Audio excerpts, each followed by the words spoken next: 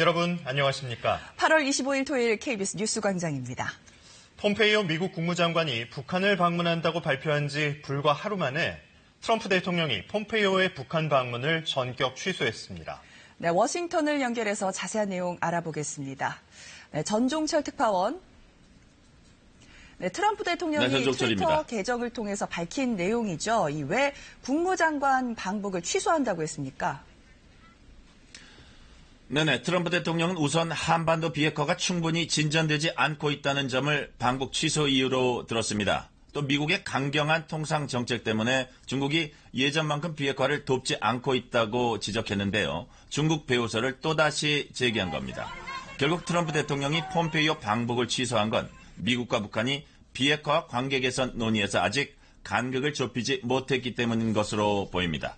어제 국무부가 이번 4차 방북에서도 폼페이오 장관이 김정은 위원장을 만날 계획이 없다고 밝혀서 다소 의외라는 반응이 나왔었는데요.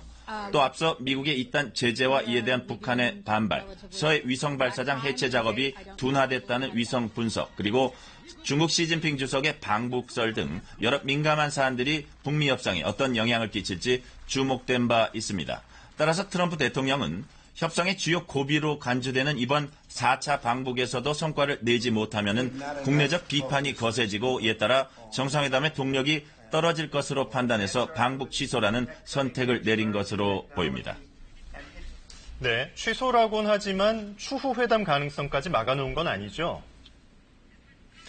네, 그렇습니다. 우선 방북을 무작정 취소하는 게 아니라 다음 주 방북을 취소한다고 했고요. 중국과의 무역 문제가 해결된 뒤 가까운 장래에 폼페이오가 북한에 가기를 고대한다고 밝혔습니다.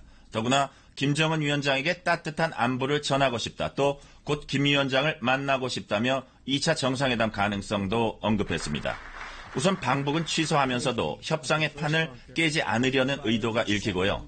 아울러 북한은 한 걸음 더 나아간 비핵화 카드를 내놔라. 또 중국도 비핵화를 적극 도우라는 동시 압박의 의미가 있어 보입니다.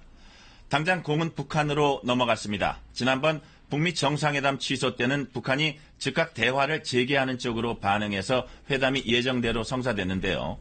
이번엔 북한이 어떻게 대응할지, 다시 말해서 협상이 진전되는 계기가 될지 아니면 교착 상태가 길어질지 지켜볼 대목입니다. 지금까지 워싱턴에서 전해드렸습니다.